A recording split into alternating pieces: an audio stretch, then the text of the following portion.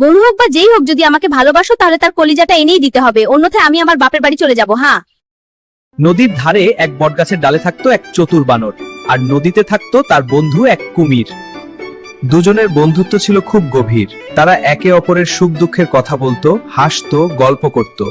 আর কুমিরটি চলে যাওয়ার সময়, এই নাও বন্ধু, আজকের আঙুরগুলো খুব মিষ্টি। তুই সত্যিই অনেক ভালো দোস্ত, প্রতিদিন আমাকে এত যত্ন করিস। তাহলে আজ যাই রে, কাল দেখা হবে। ওকে দোস্ত, কাল আবার আসিস, আর ভাবিকে আমার সালাম দিস। নাও, আমার বউ তোমার জন্য এনেছি। গো, তুমি এত রসালো ফল প্রতিদিন কোথা থেকে আমার জন্য নিয়ে আসো? কি বলবো, আমার এক বন্ধু বানর আছে, সে খুব ভালো। সে প্রতিদিন আমাকে এই রসালো ফলগুলো খেতে দেয়।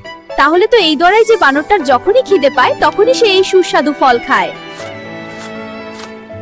হে গো, শোনো না, তুমি কি আমার একটা আবদার পূরণ করবে? আবদার? কিসের আবদার? আগে বলো, আমার আবদারটি তুমি পূরণ করতেই হবে। আহা, আমার সুন্দরী বউ, বলেই দেখো না তোমার আবদারটা। শুধু ফল খেয়ে কি হবে? তোমার বন্ধুর কলিজাটা যদি একবার খেতে পারতাম। কি বলছো বউ, সে তো আমার বন্ধু। গরু হোক বা যেই হোক, যদি আমাকে ভালোবাসো তাহলে তার কলিজাটা এনেই দিতে হবে, অন্যথায় আমি আমার বাপের বাড়ি চলে যাব। হ্যাঁ। তুমি তো না করার কোনো সুযোগই রাখলে না। ঠিক আছে, তবে থাকে আমি তোমার কাছে নিয়ে আসবো। এই না আমার স্বপ্নের জামাই।